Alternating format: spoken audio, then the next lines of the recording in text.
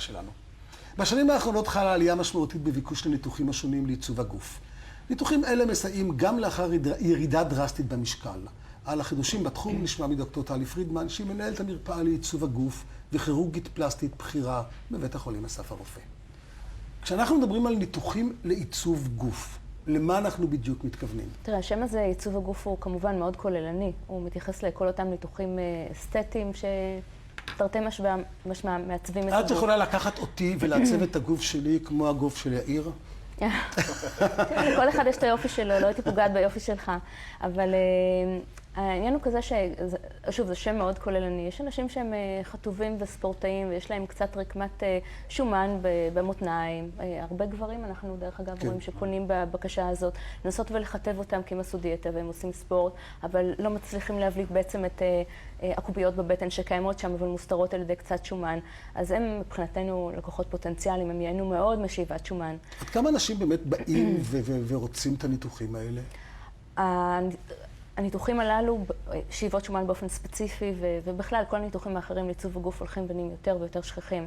אם בעבר דיברנו על ניתוחי אף והגדלות חזה, באמת הפרוצדורות הכי שכיחות, היום כבר יש פרוצדורות אחרות שהן מתחרות בהן, כמו שאיבות השומן, ומתיחות בטן. היה סקר לאחרונה בקרב נשים בארץ, ובעצם גילו, הופתענו, שאזור הבטן היה האזור המטריד ביותר לאותן נשים. זאת אומרת, זה בגלל הג'ינס. בגלל הג'ינס ובגלל האופן ללכת עם חולצה. בגלל הריונות, ובגלל השמנה, ויש מה שנקרא בייבי פט, זה השומן שנשאר בגוף של האישה אחרי הלידות ולא מצליחה להיפטר ממנו, וגם בגלל עלייה במודעות. אנחנו יודעים שהניתוחים הללו הם לא כל כך נוראים, לא כל כך כואבים.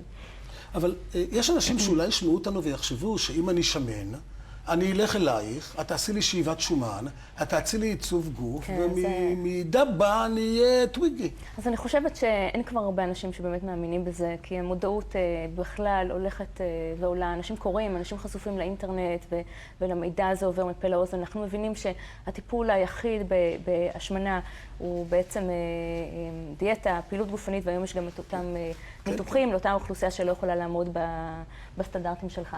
כן. אבל זה הכל הולך ביחד כמובן. עכשיו, בואי ניקח ניתוח ראשון. מה הניתוח? שאיבות שומן, השאיבות האלה. כן. מה הכמות של שומן שאפשר לשאוב? הרי אי אפשר לקחת, אם יש שומן, באיזה מקומות שואבים את השומן בעיקר? תראה, מטופל אידיאלי לשאיבת שומן, זה מטופל שאיכות העור שלו תקינה, טובה.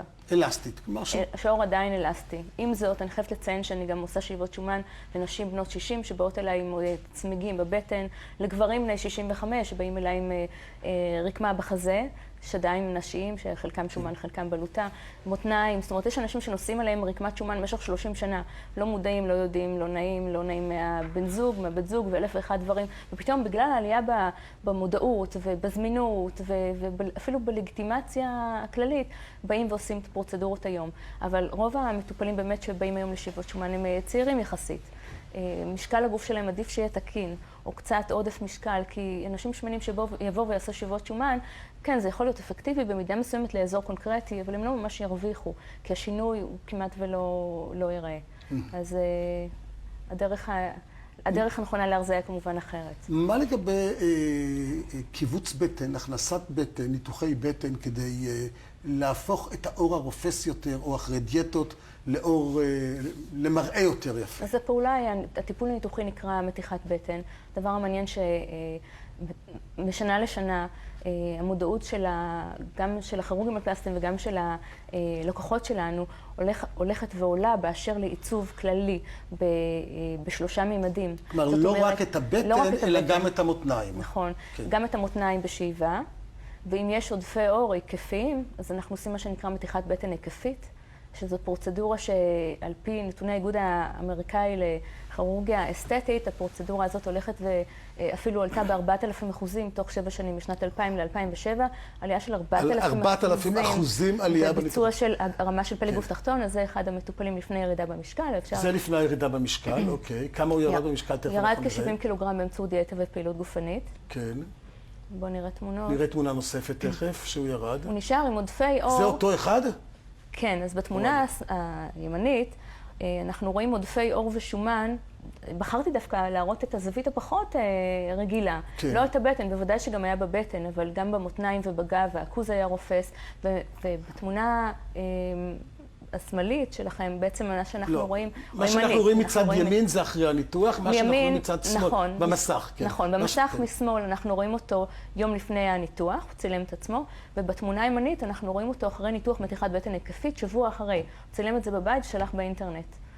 עכשיו, מה לגבי הצלקות אחרי ניתוח כזה?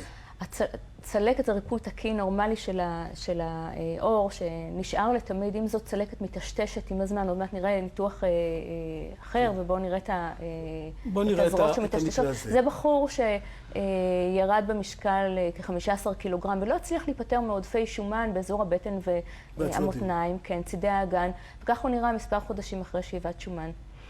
זה רק שאיבת שומן הייתה. רק שאיבת שומן, כי איכות העור הייתה מצוינת. יש לנו עוד תמונות, כן. כאן אנחנו יכולים לראות, דיברנו על צלקות, אז בתמונה הימנית רואים ניתוח של מתיחת זרועות בערך שנה אחרי ניתוח, ואתם יכולים לראות שהצלקת מטשטשת כמעט לחלוטין, היא לא נעלמת, היא נשארת תמיד, מלווה תמיד, אבל היא מתבהרת בצורה ממש משמעותית, עד כדי כך שבהחלט אפשר לחיות איתה, עם קונטור טוב יותר של הזרוע. כך מאחור אפשר לראות בתמונה השמאלית לפני מתיחת הזרוע ובימנית אחרי. זה כבר אדם טיפה יותר מבוגר, אבל השאלה היא אם יש קורלציה בין ההתאוששות, כמובן, ככל שאדם יותר מבוגר, העור שלו יותר רפוי, העור שלו פחות אלסטי, העור שלו מגיב יותר טוב.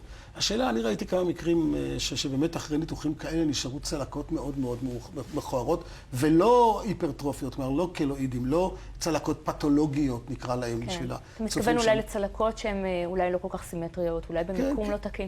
אז הרעיון היום בעצם למקם בצורה מאוד מדויקת את הצלקות באזורים שהם נסתרים לחלוטין. זה יכול להיות כמו בתמונה הראשונה שראיתם, הקפדתי שהצלקת תהיה בתוך התחתונים.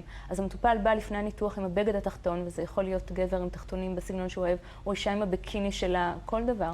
ואנחנו יכולים למקם את החתך הניתוחי בתוך התחתון או בתוך החזייה. אם אנחנו מדברים על גפיים, אז מן הסתם הכל חשוף אצלנו בארץ, אז אנחנו נמקם את הצלקות באזורים שהם מוצלים יותר, באזורים שהם מוסתרים. יש פתרונות לכל. תודה לדוקטור טלי פרידמן וליאיר קרני. אנחנו יוצאים עכשיו לפרסומות, ואחרי נדבר על פריון בקרב נשאים.